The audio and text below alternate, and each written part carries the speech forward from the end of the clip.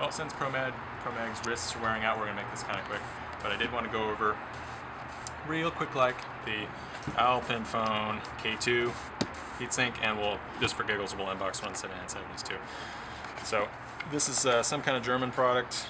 I don't think there's any US distributors yet. But they make quite a wide variety of products. Most of them are really big. In fact, there's some that are larger than this. They're like quadruple tower and 10 heat pipes and all that kind of stuff. So, cracking this guy open. Here's one of the fans. I guess this is a, well, without having any reference, I think this is a 140. Might be 120. I don't know. It's white and black. Looks pretty sharp. It's better than the kind of off-white and red Noctua fans and baby poop tan and blue Thermalright fans. Okay, alright, the Silver Arrow SBE fans are a slightly different color than the ones from the old Silver Arrow, and it's like Thermalright and Noctua are competing to see who can make the ugliest fan. And I think Thermalright wins, because it's just god-awful, hideous color combination. So it's just as well they're really hard to get. Or they were when I was buying these. And down here at the bottom we have another fan. I would imagine it's the same. So, two of these. And here's the bulk of the unit here. And a crazy, ooh, nice. That's fancy. That's what you're paying for, is these three-dimensional crazy boxes. Okay, alright, yeah, so these are the 120s. And you can see the 140mm fans already in place. And this is a big mamma jamma right here. I don't know if it's as big as the D14 or the Silver Arrow with Fantex, but it's pretty close. You know, it's a dual tower. You can't really make these small if you want to use the big fans. Now, if we turn this guy around, I'll pull this out. Okay, you can see that the face of each of the towers is cut in this strange pattern. I guess it helps with like air resistance or something. And see, it has the sawtooth configuration that the Noctua fans or the HSFs have as well. Coming around on the bottom here, there are 1, 2, 3, 4, 5, 6, 7, 8 heat pipes going in each of the towers. And we have a nice matte shiny base on this. Very pretty, very nice. And actually, that kind of brings up something. The where is it? The Epic T1000. It can't be used on certain bases, so I'm gonna have to check and make sure it can work on this. I hadn't thought about that. If not, well, we'll slump it with some Arctic Silver or something for a little while. So, I think, I'm hoping I'll have enough RAM clearance. It looks like I will. And yeah, I'm using the Dominators, but you can take the fins off on the top. So once the fins are off, it's not that much bigger than, not that much taller than, you know, plain RAM sticks. So that's the Alpenfohn K2. And let's see here. We'll say I have 3 7970s, no need to unbox more than one. So we'll do this one. Like I said before, this is a, you know, real vanilla reference 7970. No factory overclock or anything like that.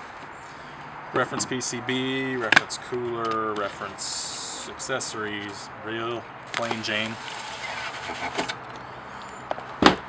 Plain Jane box and all. So open this guy up. And on top we have our card.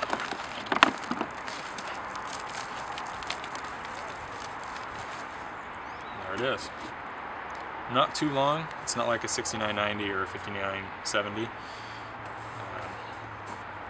Real smooth and glossy, and air comes out the back. You got our 2 mini display ports, HDMI and dual link DVI port here. 6-pin and 8-pin PCI Express power, which is okay, I guess. Moving on to the accessories real quick like here. If I can get them out. We have our PCI Express 6-pin to Molex adapter. God help you if you're running 7970s and you have to use one of these. But I recall a certain build in Build Thread where they needed one of these. Well, here's what they look like. Okay? Right, there you go. See, this card came with them, but your 5770 or whatever it was didn't. 6870, 6950, I forget, whatever. This is an HDMI cable. We have a couple of adapters here. This is mini DisplayPort to DVI, and this is HDMI to DVI. And, oh, interesting. This is a mini DisplayPort to regular full-size DisplayPort adapter. Crossfire bridge. I really wish somebody would make hard crossfire bridges that don't look retarded. But that has yet to happen. Oh, and here's an 8-pin to Molex adapter.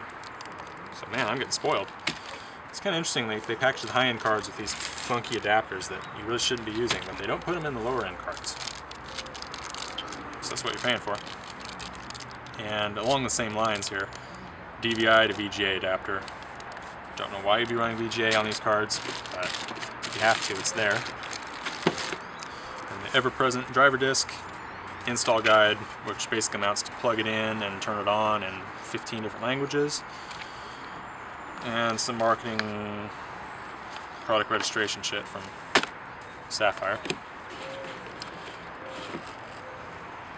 Oh yeah, that's sweet. Two crossfire connectors.